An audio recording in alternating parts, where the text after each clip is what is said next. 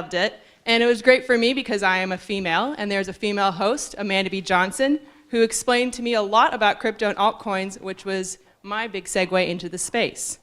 So to introduce Amanda, next we have our fireside chat with Amanda B. Johnson. Amanda has been conducting cryptocurrency research and providing commentary since 2014. Her writings have appeared in leading industry publications such as Gigam, Bitcoin Magazine, Finance Magnets, and Bitcoin.com. She's appeared on numerous TV and radio outlets, including NBC, and is often invited to provide digital currency insights alongside traditional financial experts, including Wall Street Journal. Moreover, Amanda B. Johnson was named one of the top 10 females in crypto by Core Magazine. Whew. Now, if we're not through all of those accomplishments, it's my pleasure to introduce to you Amanda B. Johnson.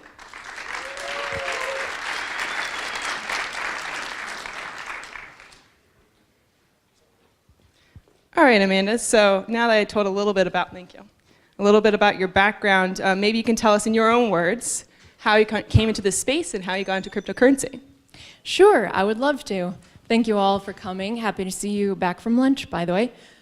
So in early 2013, a friend of mine, actually his name is Jeffrey Tucker, you might know who that is. He works at the Foundation for an Economic Education, and which is how I knew him, because at the time, in early 2013, I was all about finding out what an economy is. Boy, was I. And if that sounds simple, it's because it is. But I don't know how y'all felt in 2008 when, you know, the crash, the meltdown or whatever, but I was blown away, right? I was living actually here in LA at the time, and you know, just doing like the college stuff and trying to get by and all of that, and all of a sudden I'm hearing all this commentary on television and radio of like, the economy is bad, it went bad. And I just remember thinking like, is it like fruit? Like, it just went bad after a certain amount of time? Like, what happened? Really, what happened?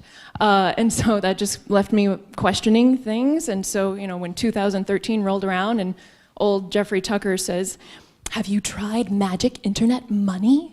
You really must. It really might be the future, I think. I was open to it. And so that's what caused the interest. So you work now at Dash, correct? I am an employee of the Dash Treasury. Yes, that's correct. So how did that happen, and can you explain more about Dash?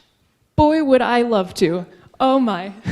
Yes, so actually my first gig with Dash was in December of 2015, I believe, when it was actually while I was doing the daily decrypt, and if you didn't know, because I tried to make it, you know, like seamless, but also like obvious, the way the daily decrypt was monetized was that I sold sponsorship slots at the end of each show. So I would give, you know, like 15 to 30 seconds of verbal messaging for a price for, you know, whomever wanted to purchase it. And yes, I sold a sponsorship slot once to the r/buttcoin subreddit. Yes. And so, yeah, our buttcoin.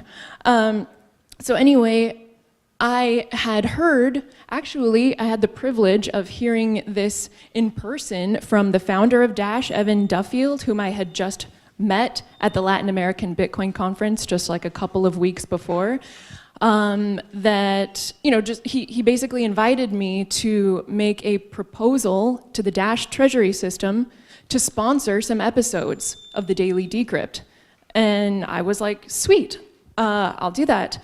And so when I did that, you know, the moment that the Dash masternodes voted in the affirmative, yes, we would like to allocate a portion of our block reward to you for sponsorship for your show, that's when I think I earned the title of like the world's first freelancer to be paid by a DAO. Because it was like, you know, I guess I was like the first one to do it, other than people who had already been developing for them for years.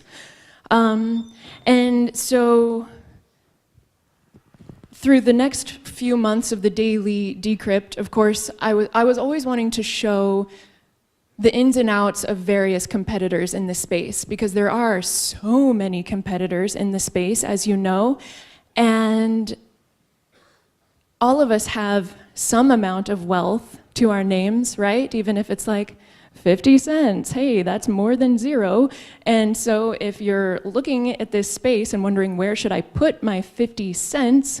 Like, it pays to be able to, compare them one to another, to be able to make predictions about, if I put my 50 cents here, it's going to, be more likely to, go up or down than if I put my 50 cents here. And so in studying all of these different competitors and speaking about them, I grew to have a major affinity for the way that Dash operates, which, if I could sum it up, would be that it operates with business logic, meaning like we pay all of our employees, and we recognize that the way we pay our employees can only happen if we sell more coins than we create to pay them. And in paying all of our employees, meaning having a treasury.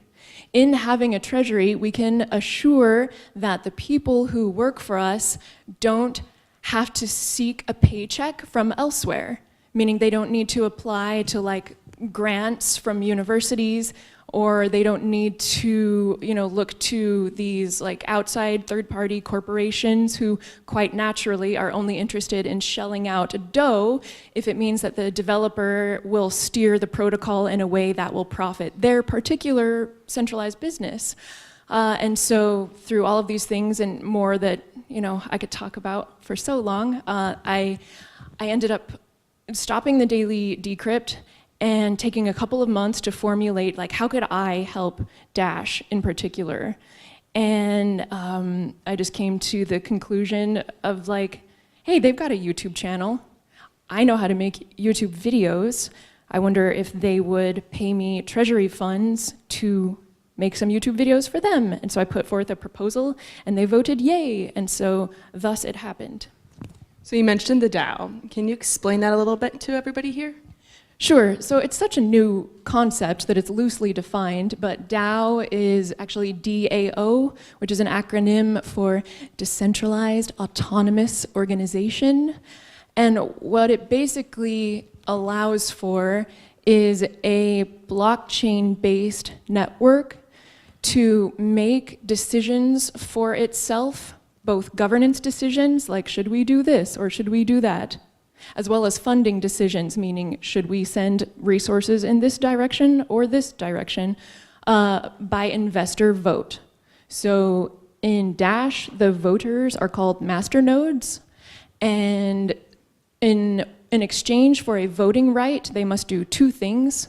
They must run a service node that is online 24/7, facilitating our end user key features, which is private send and instant send. And they must also lock down Amanda's blowing people away.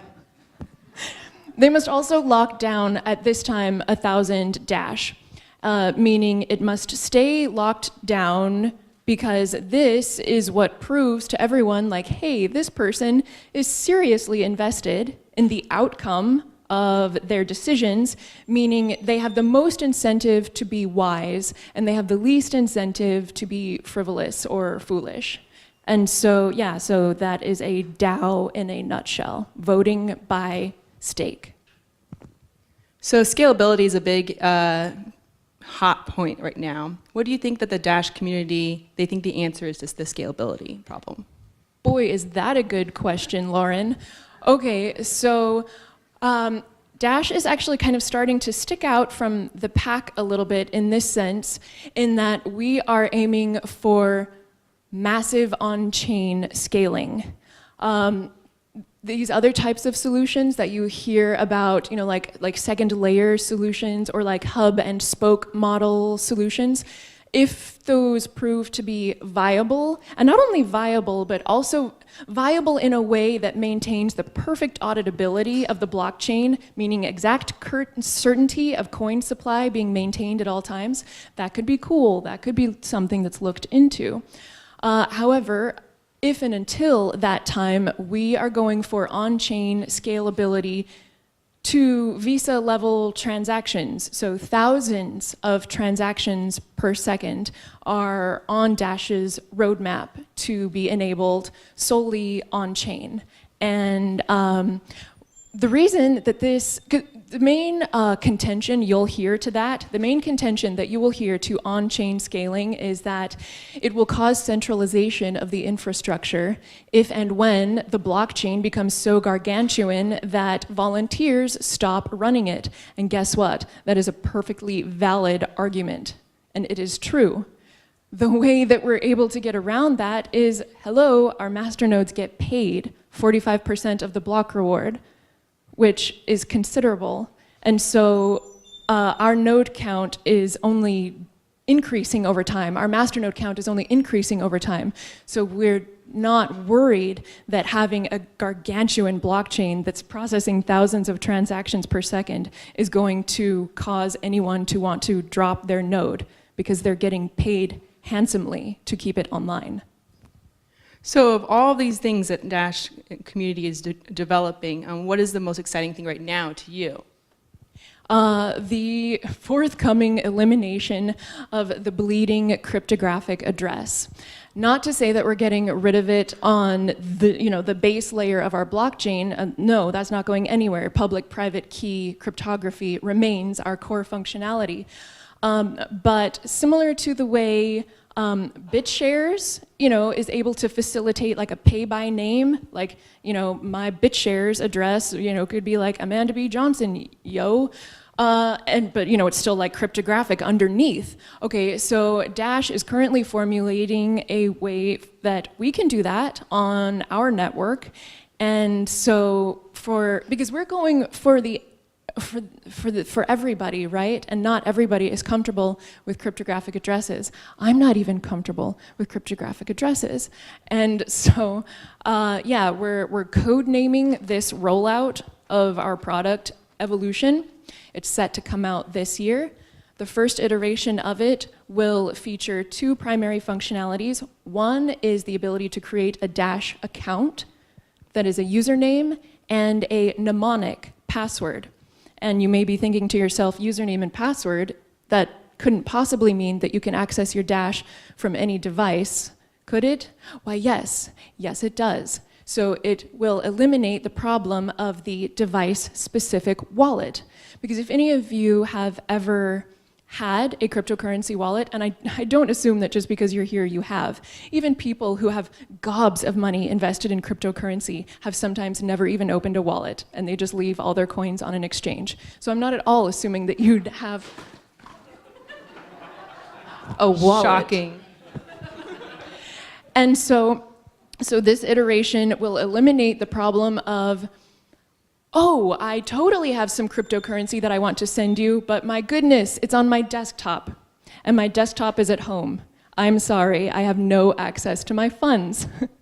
And then the second feature it will come out, or that it will offer rather, is the ability to create a friends list within your wallet, a la Venmo, of people you pay by their usernames. And this is not like you're like friends list, who cares? Like I can have a friends list on any wallet. No, this friends list is stored on the Dash blockchain. Like your friends list doesn't live in the servers of some wallet company. It lives on the Dash blockchain.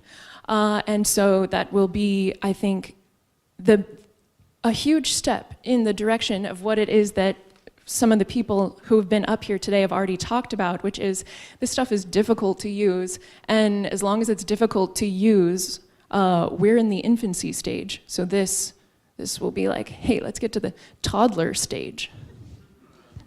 So that's a good segue to answer the question, if someone wants to buy Dash, what if they're not sure about buying Dash, or any cryptocurrency for that matter, what could you say to help them understand that buying Dash is going to be, like you say, like Venmo, like it's going to be easy? Maybe something to help the newcomer or the newbie understand buying Dash in cryptocurrencies and how that will be available to people on mobile and just being easy access for all.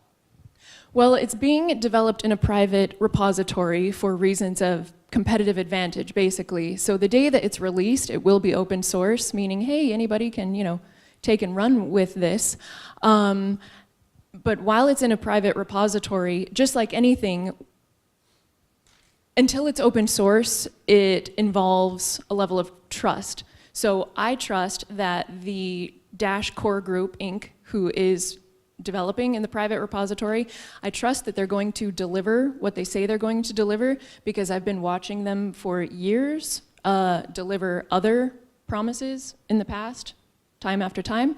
And so it's just like any coin. Like, all of the coins out there are promising you the moon, are they not? They're all promising you the future, and they're gonna lasso the moon for you, and you're gonna be king of the world. And if they're right, and if they deliver, well, then you will be. If not, you won't be. And so just like anything, like investing involves a great deal of discernment in terms of whose claims are most likely to be executed the way they say they will be. So other than that, was there another reasons you would, how you can compare Dash to other cryptocurrencies or compare and contrast? I will say that in terms of privacy, another thing someone brought up here today, very timely subject. In terms of privacy, I do believe that Dash does privacy in more or less the best way that it can be done on a blockchain, in that it maintains perfect auditability of the coin supply. So I don't know how much any of you knows about this kind of privacy on a blockchain stuff, but basically these cryptographic addresses, like if I were to send you some digital currency, sir, you would need to give me your address first, right? So once I have your address, I can be like, what was he doing with this address before I paid him? And even if I'd like to keep monitoring the payment I sent you, I can keep looking at your address, indefinitely into the future. And with enough homework, companies called blockchain analyzers or blockchain clusterers or whatever, they're able to start to get an idea about how much money you have and who you trade with and when you trade with them. And that puts one at a distinct disadvantage in many cases. Point being, how many of us know each other's bank account balances? Oh, we don't, because that's private and should be private. Hello.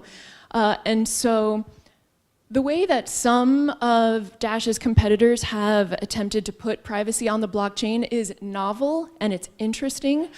In that they use forms of cryptography that obscure portions of the blockchain, like everything from amounts sent to even addresses involved in transactions. They're not viewable. So while that can be cool for privacy, the flip side of that is that if you're not able to see everything that's going on a blockchain, guess what? You're not able to see everything that's going on the blockchain, which means there can be secret coin creation going on. That's a problem. And even simpler, anything that's encrypted can technically be decrypted. So there's been cases where some of these privacy coins, like it turned out in retrospect, shoot, we're not so private after all, like patch. Hopefully that's fixed for the future, right? But there's no way to know because it's fancy cryptography, it's obscuring data away. You never actually know where the bugs lie. And so I would say that's another differentiator in that privacy within Dash still allows for complete auditability of the coin. And if I may say one more thing, something that I think is going to be a key thing going forward in terms of if any of these fancy crypto whatos is ever actually used as money to buy a cup of coffee like this lady has right here, If that is ever to take place, the risk of the double spend has just got to be eliminated. If you don't know what that means, for most cryptocurrencies, in order for a payment to be considered secure, the recipient of that payment generally waits one confirmation or two confirmations or three confirmations or more for them to say, yes, I consider this payment to now be irreversible. The problem being that confirmations take time to come in. I mean, even the fastest of block times out there, what, like 10 seconds, like 3 seconds. Let's say 3 seconds. All right, you probably want to wait at least 6 confirmations for a 3-second block. Okay, so what is that? What's 3 times 6? 18? Okay, so that's 18 seconds for my cup of coffee payment to be secure? Yeah, I don't think so. How can we possibly compete with credit cards if it takes 18 seconds for a payment to be secure? And so, surprise, yes, Dash solved this also by utilizing the masternode network to do what's called locking inputs. So if you want to send a payment in Dash and you want the recipient to have utter certainty that there is no double spend risk and that you can take your coffee and go, you tell your Dash wallet that you want to send instant send, and it's a little checkbox. You check the little checkbox, and what it does is it broadcasts that transaction out to a randomly selected quorum of masternodes, and those masternodes lock the input, which basically means that if you try to double spend that coffee seller, if you try to rebroadcast that payment back to yourself with a higher fee, which is totally possible in other coins, by the way. Go to YouTube and type Bitcoin double spend. It won't let you. The masternodes will ensure that the entirety of the network rejects that transaction, and in so doing, it gives the merchant the equivalent of something like 30 confirmations in less than 1.5 seconds, which is just as fast or faster than a credit card, which is why rather we believe we can compete with them. All right, and my last favorite question is, what can you say about being a woman in blockchain? What can I say about being a woman in blockchain? I don't know, because I've never not been a woman. I've never been a man in blockchain. Just like I was talking about with my friend Michael Scott here before this talk, like any time there's something about you that's like, different than other people, like that can be a huge advantage. I mean, some of these blockchain conferences, like if you want to go to one and you are a female, but you want to not pay for a ticket, just call them and tell them. They'll probably give you a free ticket. I'm not saying I've tried it, but they probably will. Probably some free drinks too.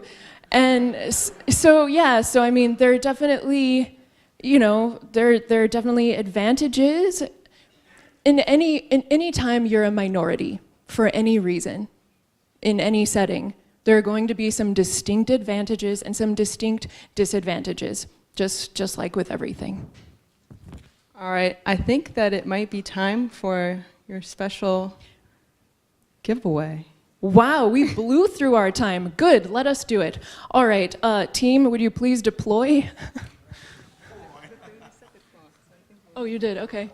Yeah, so what's happening now here, everybody, is that basically, like I said earlier, if you guys could keep your voices down. No, not you, Lauren. So like I had said earlier, there are some people who have even, bought cryptocurrency before, but I'll be gosh danged if they've actually never had a wallet of their own. And so to ensure that everyone in this room not only opens a wallet of their own, but has some Dash, my associates here are handing out what's called paper wallets. And so a paper wallet is essentially a QR code that contains the private keys to roughly $10 in Dash. And so if you don't have a wallet installed and you don't know how to claim this $10 in Dash, hey, guess what? No problem, because I put another QR code in this little packet that goes to a video tutorial. So all you need to do is scan it, watch the little video tutorial I made for you, and it will show you how to install a wallet on your phone, what it does, what it means. And what's more, the tutorial will show you how to use your wallet in a way that will scan the QR code of the $10 in Dash so that it will be swept into your phone's wallet. And yeah. And this also kind of drives home the point that coins are not real. Coins are information, so they don't just have to live in your phone. The information that is a coin can live on a piece of paper as well, which is very interesting. So yeah, so that's really all I have for you. It looks like the last of the wallets are getting passed out, and so thank you for, they'll get to you, I swear. I promise them bodily harm should anything go amiss. So, yeah.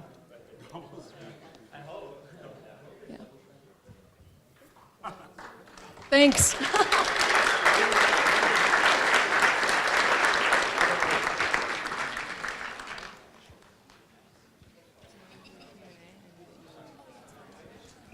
Does anybody want to ask Amanda a question? Here, over here.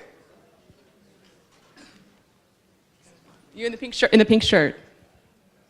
Is it pink? I don't know what color. It's pink. Okay. How come the Dash coin is the value of the coins change all the time? Every second the coin changes the value. How can we envision that it's going to work? Sure. So his question, for anyone who didn't hear it, is how do you envision that something which is currently so volatile could ever possibly be used for, everyday money like buying coffee?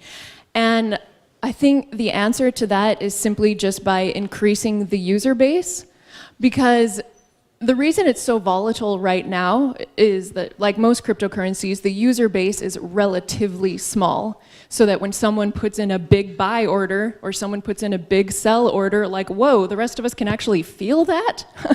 But if you get to a sizable market, like say the size of the euro market or the yen market or the dollar market, those things smooth out a lot more because there are so many more people, and so their buys and their sells affect everyone else less. So the answer for Dash is just to get lots and lots and lots and lots of more users. The guy right here in the front.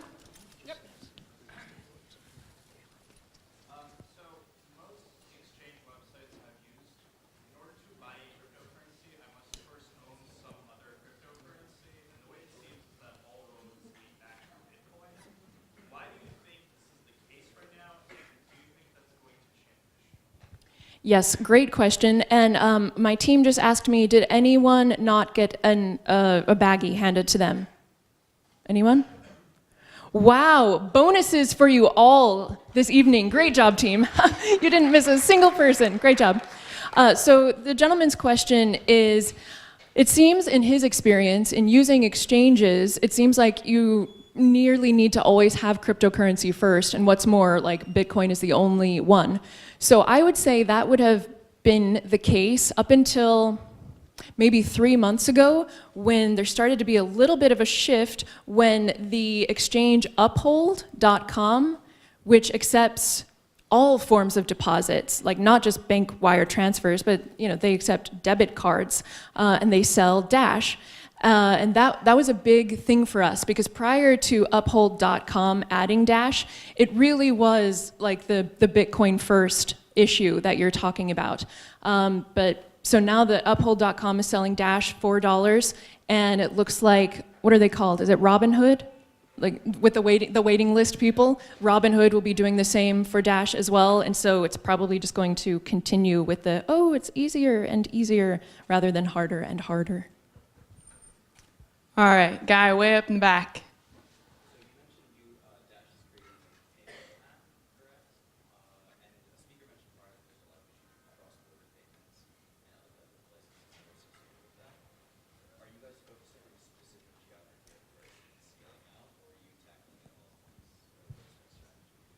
That's a great question. So the gentleman's question was, with Dash going so payments focused with the rollout of Evolution this year, will we be focusing on anywhere in particular?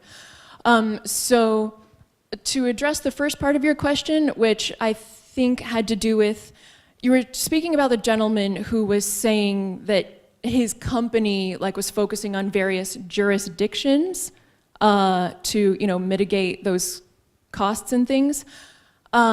So because Dash is a network rather than a corporation or a company, the network just offers its services to anyone, anywhere who wants to use them. So there isn't like a Dash Inc. or anything like that. It's like unto the internet. Who's the president of the internet? Everybody, nobody, kind of like that. And so while our services are and will continue to be available to anyone, anywhere in the world, we do see need to roll out marketing resources to the geographies which we think will have the fastest uptake of Dash because they need it the most. So we're currently focusing on Venezuela, and I believe we will move into also advertising some in Zimbabwe, as well as Spain. Yeah, and then go from there. I think we have time for one more question. I know you've been wanting to ask. Yeah, just a quick question. With like a supply of about 18.9 million and masternodes increasing, locking up more coins, how do you, you said you want this for everybody, how do you plan to keep it liquid if there's no incentive for masternodes to release their coins and only more masternodes being built up? Great question. So for anyone who didn't hear that, the gentleman's question is basically with a limited supply of coins, and basically how can something be a currency for everybody? And that is solved in that each coin can be subdivided down to 8 decimal places, and so the supply of money is definitely not a problem. Like there will never come a day when it's like, good heavens, like there just aren't enough Dash to go around. Like that would never happen. Rather, just the purchasing power of each individual unit would be increased.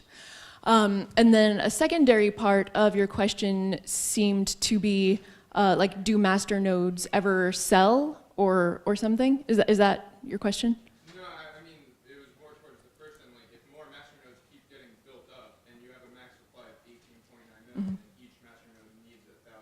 Mm-hmm. There's going to reach a point where there's not enough liquidity for it to go around if there's no incentive for masternodes at some point to release what they're holding. Well, the primary... More being built up, which is locking up more and more of the liquidity. So the primary incentive of being a masternode is to ensure that one's savings are worth as much as possible. And if there were a liquidity problem in Dash, that would be a serious problem in terms of how that would reflect on on a masternode's savings. So masternodes will always do what is in the best interest of their holdings, and the best interest of their holdings is for end users to have a good as experience as possible. So there should not ever be liquidity problems with the divisibility aspect.